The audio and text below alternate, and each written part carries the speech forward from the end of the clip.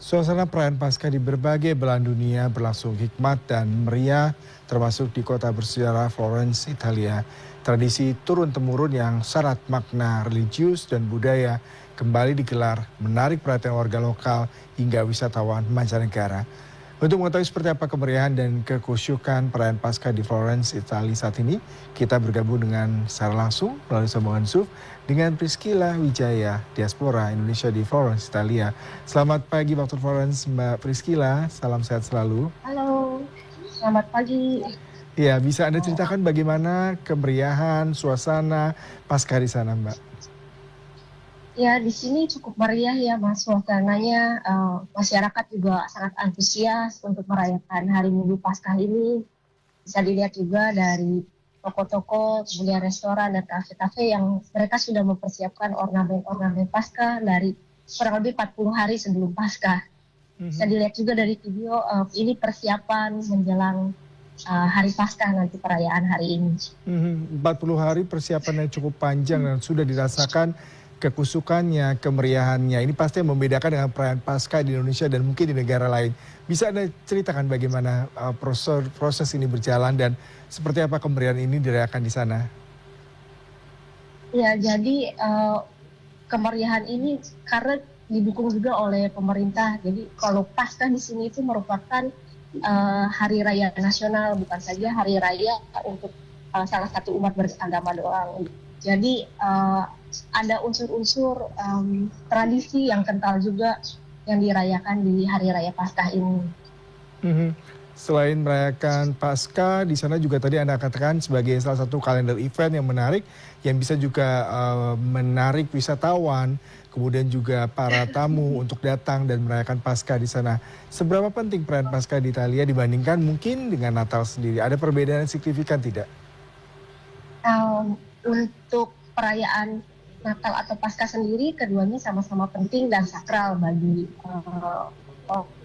orang Italia dan bagi umat Kristiani. Untuk perayaan itu apakah Natal itu semacam Paskah dengan yang kalian mau. Jadi ada waktu bersama dengan, namun keduanya tetap sakral dan tetap penting. Kita bicara mengenai Paskah, pasti ada tradisi unik ataupun ada ritual yang berbeda. Seperti apa mungkin Anda bisa menceritakan warga Flores dan Italia pada saat merayakan Pekan Suci atau Minggu Palma hingga Sabtu Suci, seperti apa ini?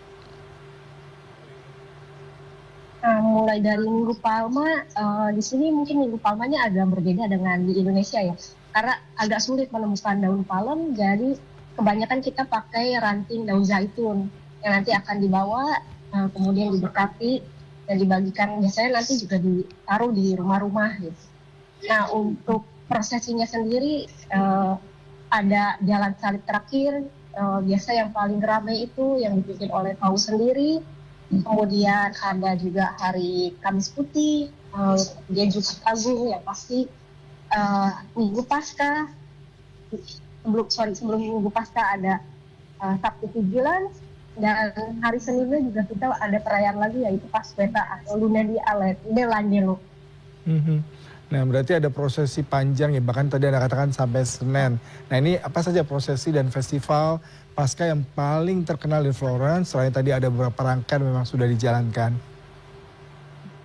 Untuk khususnya kota Florence dan provinsi, kita punya tradisi yang disebut Scopo del Carro dan Pilates Bandieratori.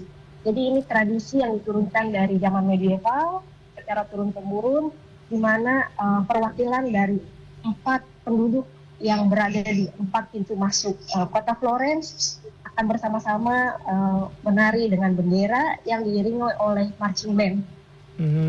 Nah, sebuah perayaan pasti tidak lengkap tanpa ada hidangan khas ataupun kuliner. Nah, apa saja nih hidangan khas di sana yang memang disajikan ketika momen Paskah seperti saat ini? Nah, untuk hidangan khas sendiri di sini kita ada sejenis kue atau roti yang besar berbentuk burung merpati yang disebut dengan kue kolomba, kemudian kita juga ada telur Paskah tapi dari coklat gitu. Dari itu sangat besar, biasanya diisi hadiah. Itu yang paling dinanti-nantikan oleh anak-anak. Kemudian untuk hidangan utama sendiri biasanya hidangan yang berbasis daging domba atau agnello. Mhm. Nah, kita bicara mengenai Florence kan salah satu tempat yang sangat eksotik dan dikenal sebagai kawasan wisata di Eropa dan di Italia sendiri. Apakah selama momen Paskah dan perayaan seperti ini, semua restoran, tempat wisata tetap buka, ataukah justru tutup untuk merayakan kekusyukan Minggu Paskah sendiri? Seperti apa di sana? Untuk tempat wisata sendiri, terlebih lagi yang ada di kota Florence, mereka sebagian besar tetap buka karena kan banyak wisatawan juga dan ada beberapa mungkin keluarga yang lebih modern merayakan juga makan bersama di restoran selain makan di rumah. Jadi tetap buka untuk restoran dan kafe-kafe yang tempat bahkan museum pun buka. Mhm. Nah, kita bicara mengenai peran Paus Leo. Paus sendiri juga sudah memberikan sebuah khotbah terkait bagaimana kita menyikapi perang dan eskalasi politik di Iran dan Timur Tengah. Nah, bagaimana warga Florence kemudian juga Italia pada umumnya melihat sosok dan peran Paus di Vatikan, terutama pada saat momen Paskah ini?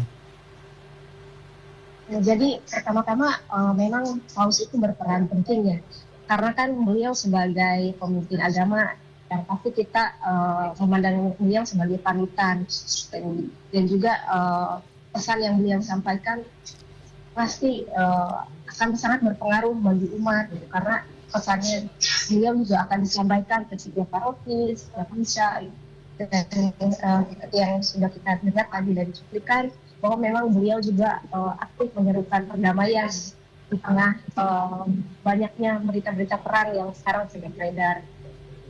Mungkin kemarin disiarkan juga gitu, jadi Paus sendiri berpesan supaya kita menghilangkan kebencian dan mempromosikan kedamaian.